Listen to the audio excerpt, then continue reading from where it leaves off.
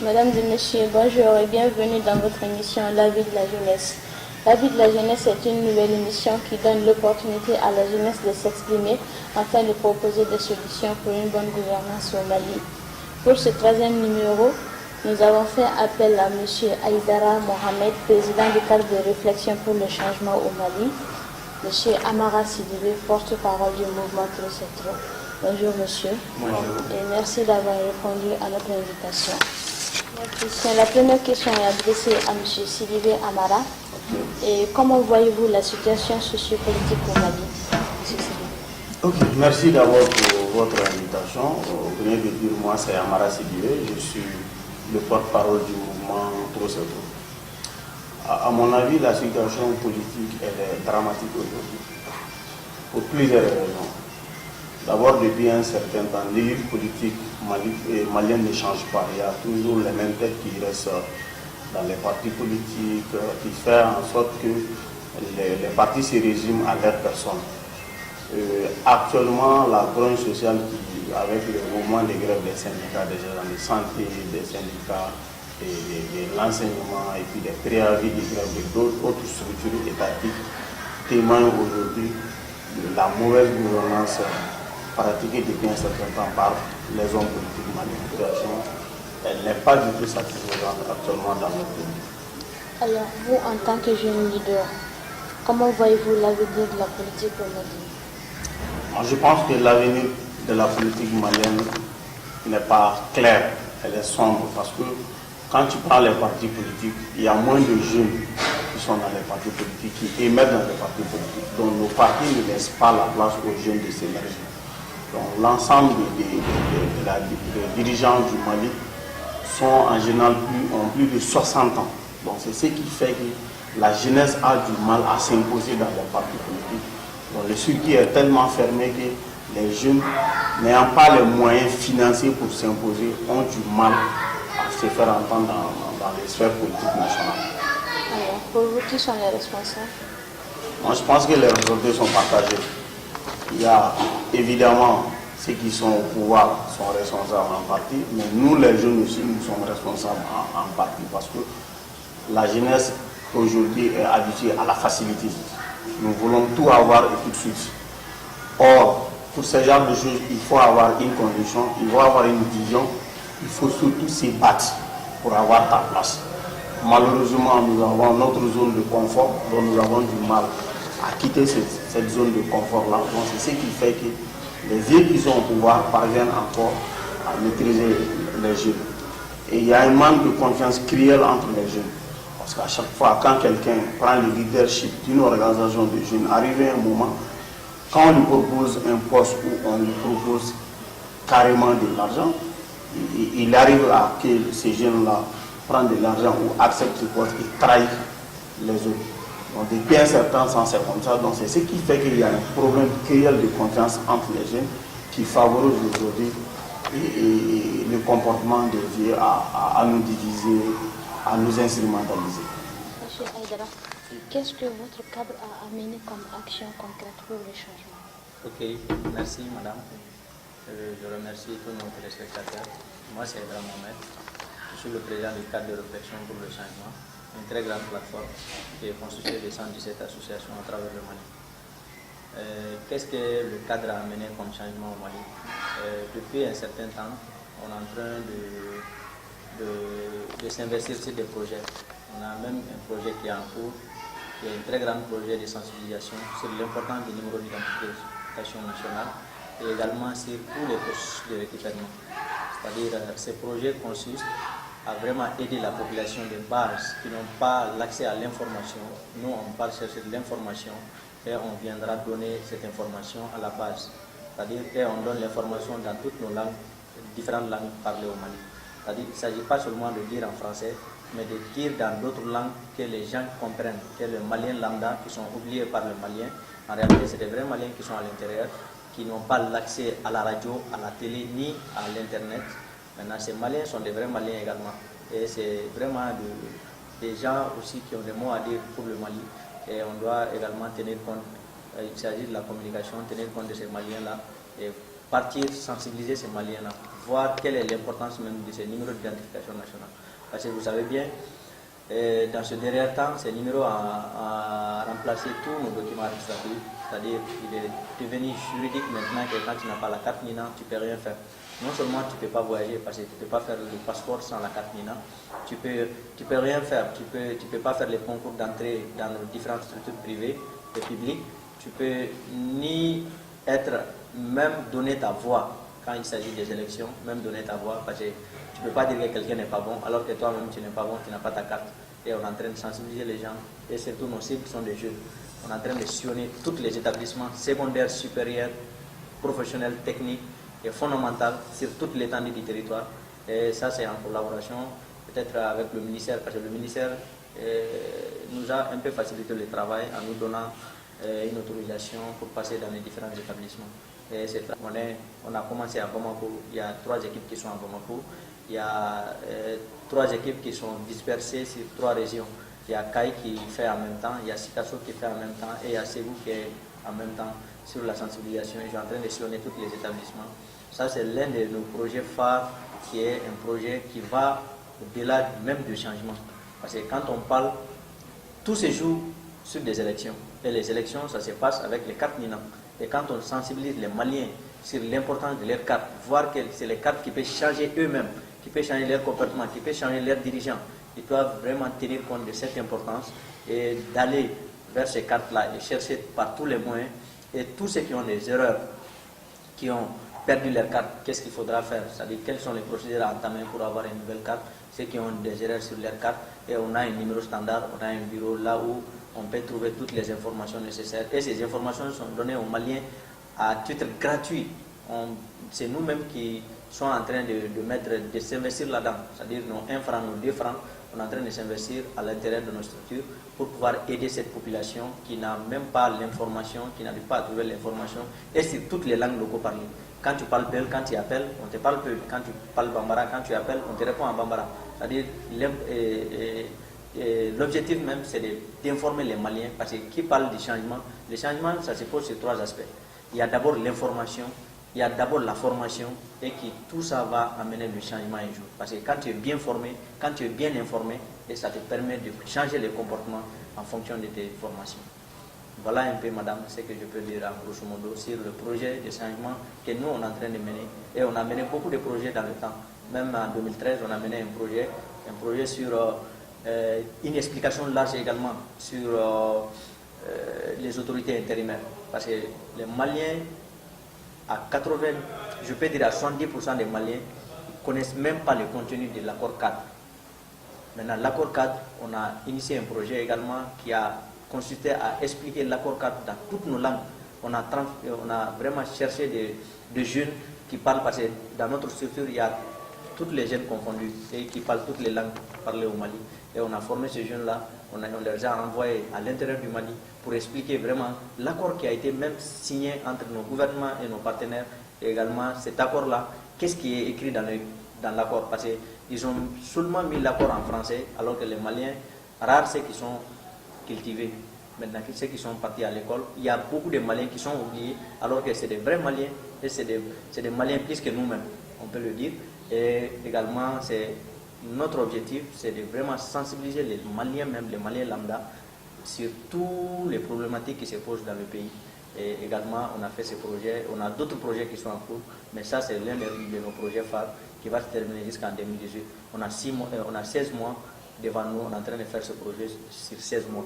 Et ça vient de commencer il y a 2 mois et on est sur là-dessus. Qu'est-ce que vous reprochez à l'État? Reprocher à l'État. Bon, l'État, vous savez bien, il y a vraiment une mauvaise gouvernance. Il y a une mauvaise gouvernance. D'un part, il y a mon collaborateur, M. Sidibé, qui a parlé d'un peu de sociopolitique qui se passe actuellement. Mais nous, on reproche beaucoup à l'État, parce que la différenciation, c'est l'État qui crée ça. Vous savez bien, le problème du Nord, moi, je peux vraiment parler de ça. Je suis également le président de l'Association des jeunes pour la réconciliation nationale. J'ai sillonné le Mali du profond et j'ai sillonné le Nord du profond. Et j'ai été victime de beaucoup de choses. J'ai été moi-même victime de beaucoup de choses. En réalité, l'État cache beaucoup à cette population. Il faut vraiment une communication pour que la population elle-même sache ce qui se passe réellement. Il y a des choses qui s'échappent à l'État, mais il y a des choses également que l'État doit vraiment donner des explications aux Maliens. Les Maliens ont besoin des explications, et ils sont là, ils se taisent. Maintenant, jusqu'à ce que si ça se complique, ils se lèvent avec d'autres moyens pour vraiment combattre ça. Non, depuis qu'il est temps, il faut informer les Maliens. Le Malien, c'est vraiment une nation qui écoute. Quand il explique seulement, ils écoutent. Maintenant, on reproche beaucoup à l'État. On reproche à l'État de ne pas mettre les hommes à la place qu'il faut. Parce que même la gestion du Nord, si vous voyez que les conflits, ça ne s'arrête pas, tout ça est dit à la mauvaise gouvernance et à la mauvaise décision politique de nos dirigeants. Parce qu'ils placent des gens qui ne sont pas écoutés. Parce il y a un point qui est très très intéressant que nos dirigeants doivent savoir. Ça c'est quoi? C'est de retourner à nos bases, à nos sources. C'est-à-dire quand je dis de retourner à nos bases, à nos sources, je parle de la décentralisation. La décentralisation, elle est tellement claire qu'il faut de quoi mara segisu. Mara segisu, mara be di sotiku de ma munu tay yorotiki we mara be dulema. Maintenant, même mara dili ka segisu, ça va encore à un côté, ça va nous créer des problèmes. L'État doit être responsable. L'État est responsable, pas un État de favoritisme, pas un État de clan. Maintenant, si vous-même vous divisez votre population sur un clan, il y a une personne qui mange la part de 1000 personnes ou la part d'1 million de personnes. Maintenant, là, ça ne va pas. Et vous êtes là, il y a l'injustice qui grogne et ils ne parlent pas. C'est eux-mêmes qui créent ces injustices-là. Et après, ils se cherchent avec le problème. Je pense que l'État même, c'est l'État qui est responsable de tout ça et qui doit jouer leur rôle. Ils savent bien quelle personne il faut mettre sur quelle place pour pouvoir avancer les choses. Mais je pense que c'est les décisions politiques qui sont en train de tout mélanger. Parce que vous savez bien, même nous, on est dans le cas, on est dans cette situation, parce qu'on est bloqué. On a de très bonnes initiatives, on amène de très bonnes initiatives, mais comme les partis, c'est les partis qui décident, et c'est les partis qui voient entre eux, celui-là, il n'est pas du parti, il est là, il est là. Maintenant, c'est les partis qui sont en train de diviser, et les partis politiques qui sont en train de vraiment mettre même l'intérêt national au profit de l'intérêt individuel. Nous, on reproche beaucoup à l'État, manque de communication, et la place qu'il faut à la jeunesse qu'il faut maintenant, et la jeunesse aussi doivent réclamer les responsabilités. Parce que la jeunesse, je peux dire que la jeunesse, il y a deux phases de la jeunesse au Mali, et il y a deux catégories de la jeunesse au Mali. Je m'excuse pour vraiment employer ces deux cadres de la jeunesse, mais moi je dirais il y a une jeunesse consciente de la situation actuelle qui se passe et de la situation de la nation qui se préoccupe de cette situation, et il y a une jeunesse aussi qui est vraiment, je m'excuse pour le terme, qui est inconsciente, qui est là, qui ne soucie que de leur, c'est-à-dire sa propre intérêt, voir également ce que je vais boire comme l'alcool, ce que je vais fumer comme cigarette, le reste là je m'en fous. Maintenant il y a ces deux catégories de jeunesse ici, et il y a cette jeunesse consciente qui n'est pas aussi nombreuse, mais qui est là à se combattre jour et nuit. Nous on est dans cette classe. Maintenant on est en train toujours de conscientiser les autres qui n'ont pas cette conscience, de voir réellement que le pays, c'est nous. L'avenir du pays, moi je ne dirais même pas que l'avenir du pays c'est pour la jeunesse. Non, non, non. La jeunesse c'est aujourd'hui même. Ce que nous, on est en train de faire aujourd'hui, c'est ce qui va refléter demain. Et quand on ne fait rien aujourd'hui, on n'aura rien demain. Ça c'est très clair. Voilà un peu ce que je peux dire. C'est l'État qui est responsable de tout ça. Vous, en tant que jeune, qu'est-ce que faites-vous pour conscientiser cette jeunesse qui est inconsciente? Bon, nous, en tant que jeunes, qu'est-ce que nous, on est en train de faire? On est en train de mettre le mécanisme sur place. Ce mécanisme ne va pas répondre parce que nous, on est en train d'initier des formations. On fait que faire des formations, des sensibilisations qui vont nous donner un changement. Parce que ces jeunesses qui sont là, ces jeunesses qui sont oubliées, c'est des jeunesses qui sont, non seulement qui ne sont pas issues d'une éducation, parce qu'ils ont une éducation parallèle des autres. Maintenant, il faudra les canaliser dans un cadre. Parce que parce qu'ils sont dans une catégorie où il faudra parler dans un langage pour que vous vous compreniez entre vous. Maintenant, nous, on est en train d'initier des formations pour les gens, des apprentis qui sont calés. Parce qu'il y a beaucoup d'entre eux qui sont calés à l'école, qui n'arrivent pas à faire des études pleines et qui sont retournés peut-être faire des vagabondages et tout. On est en train d'initier des formations. Et nous, on fait que le cadre est là pour vraiment faire des formations. On a toujours fait des formations pour ces jeunes-là qui sont oubliés. Même tout récemment, on a amené des femmes qui étaient dans le camp de réfugiés. On a amené une soixantaine de femmes pour les former en couture et après on leur a donné des machines, ils ont retourné avec ça. C'est-à-dire on entraîne toujours de faire des formations au profit de cette jeunesse. Parce que seule cette formation qui peut nous amener un changement. Parce qu'ils vont prendre vraiment conscience de ce qui se passe et ils vont jouer leur rôle. Maintenant, nous, on est en train de faire la sensibilisation, faire la formation qui va un jour nous amener le changement. C'est vraiment l'un de nos points forts qu'on est en train de faire. Et on est en train toujours de sillonner le pays à l'intérieur, voir qu'est-ce qui est le vrai problème de cette jeunesse, et prendre ces vrais problèmes-là pour pouvoir chercher de vraies solutions et résoudre ces vraies solutions. C'est pas facile, parce que quand tu amènes un changement, le changement, c'est pas du jour au lendemain. C'est un travail à long terme. Nous, on est en train de travailler sur 5 ans, 15 ans, 10 ans, 20 ans. Maintenant, durant ces 20 ans-là, ça va aboutir. Je sais qu'on est en train déjà de commencer à récolter des fruits. Et je pense que quand on continue comme ça, durant 10 ans, je pense qu'on aura vraiment beaucoup de résultats souhaitables. Alors, M. Sidibé, en tant que porte-parole du mouvement, qu'est-ce que vous reprochez également à l'État? Ok, merci. Nous reprochons à l'État d'abord l'indifférence totale de l'État. Parce que nous comprenons mal que face à la violence sociale, l'État à un moment donné a accepté délibérément de rompre toute négociation avec les États. Ça, c'est vraiment une indifférence. À la limite, c'est une insulte envers le peuple. Ça, c'est un premier point. Le deuxième point que nous reprochons à l'État, c'est la mauvaise gouvernance. Vous savez, chaque peuple regarde vers le haut et la jeunesse cherche toujours des repères.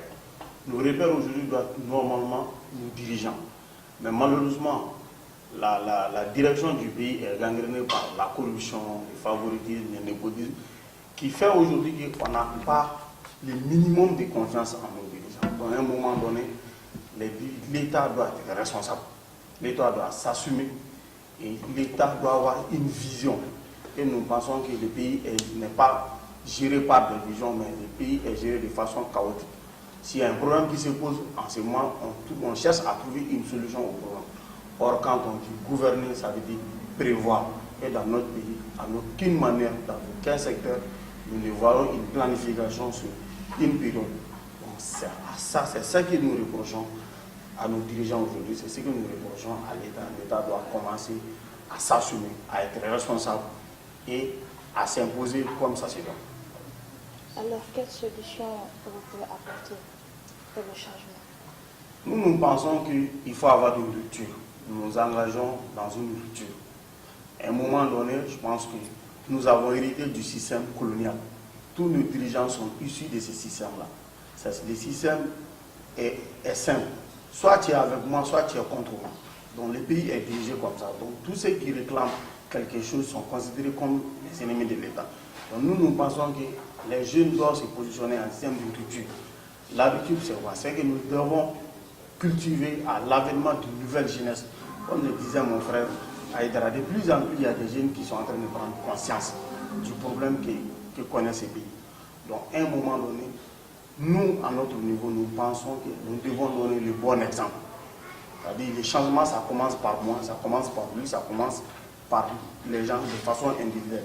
Si nous commençons d'abord à donner le bon exemple, à faire en sorte que nos frères qui sont derrière nous aient confiance en nous, moi je pense que le changement commence par là. Au-delà de ça, ce que nous faisons, comme le font les Haïdara, c'est la sensibilisation.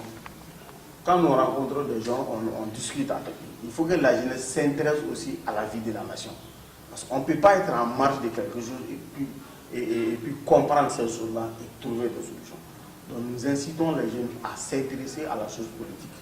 Donc c'est ce qui fait que la sensibilisation, les formations, les discussions, c'est dans ça que dans les débats, on cherche à sensibiliser, à conscientiser les jeunes.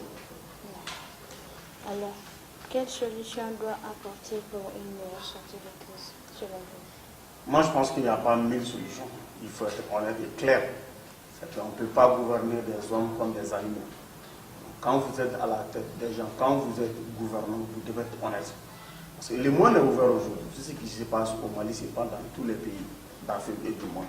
Donc les gens sont informés à la minute de ce qui se passe aux États-Unis, partout dans le monde. Donc aujourd'hui, il n'y a pas 1000 solutions. Nous devons être honnêtes entre nous. Nous devons avoir confiance en nous. Nous devons donner le bon exemple. Si on parvient à amener ces trois choses, sur la scène politique et sur la sphère gouvernementale. Et je pense qu'on va résoudre beaucoup de choses. Quelle solution proposez-vous pour une meilleure sortie de crise? Bon, la solution que nous proposons pour une meilleure sortie de crise, c'est vraiment l'autorité, c'est instaurer une autorité responsable. Jusqu'à présent, l'État même n'est pas responsable de ce qu'il est en train de faire. Parce qu'on ne comprend pas dans un pays sérieux où l'État dit oui aujourd'hui et demain dit non. Maintenant, il faudra que l'État même s'assure de sa responsabilité et applique les lois, surtout. Parce qu'ils sont là pour appliquer les lois, toutes les lois sont définies. L'autorité est là pour vraiment appliquer cette loi. Moi, je pense qu'il faudra juste que l'État prenne ses responsabilités. C'est dans ça qu'on peut avoir une bonne gouvernance et réfléchir à une planification. Il faut toujours planifier ce qu'on doit faire pour demain et après-demain. L'État, c'est une continuité. Quand on dit que l'État, c'est une continuité, au Mali, c'est le contraire. L'État n'est pas une continuité. L'État, au contraire, c'est pour un clan politique. L'État, aujourd'hui, c'est les clans politiques. Quand tu montes aujourd'hui avec une coloration politique, l'État devient ces colorations politiques-là. C'est-à-dire, et l'État, et tout ce qu'ils font, c'est ce qui est bien. Il faut qu'on arrête avec ce genre de pratiques pour que tout le monde puisse être traité sur le même point d'égalité. Tout le monde ne peut pas être président, tout le monde ne peut pas être ministre, mais il faudra qu'eux-mêmes ils donnent de très bons exemples parce qu'il y a une rupture de confiance entre l'État même et sa population. Parce que la population ne fait plus confiance à l'État. Et pourquoi? Ça, c'est une part de responsabilité que l'État même n'est plus sérieux. Et il faudra qu'il prenne ses responsabilités. Moi, je dirais que c'est dans la responsabilité qu'on a une bonne gouvernance et dans une réflexion mûrement nourrie qu'il y aura un changement. Parce que le changement, c'est vraiment...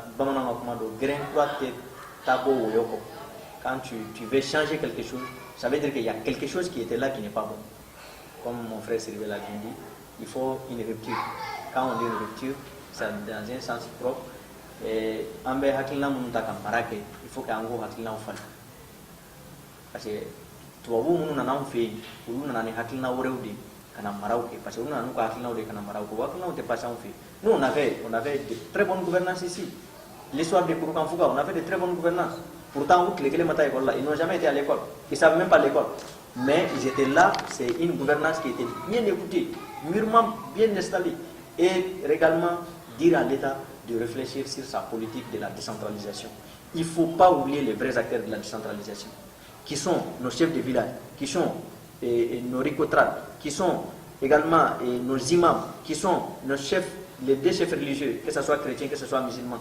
Il faudra impliquer tout ça dans une gestion, c'est-à-dire équitable d'un village ou d'une nation. C'est ce qui va nous faire bouger de la chose. Parce que c'est des gens qui sont très bien écoutés dans la communauté et il faudra l'impliquer, ces autorités-là, dans la gestion courante de l'État. Sinon, ça ne va pas marcher.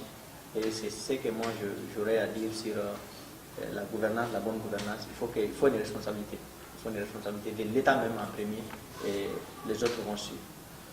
Sur ce, prend fin l'enregistrement de ce 13e numéro et merci à nos chers invités d'avoir répondu à notre invitation.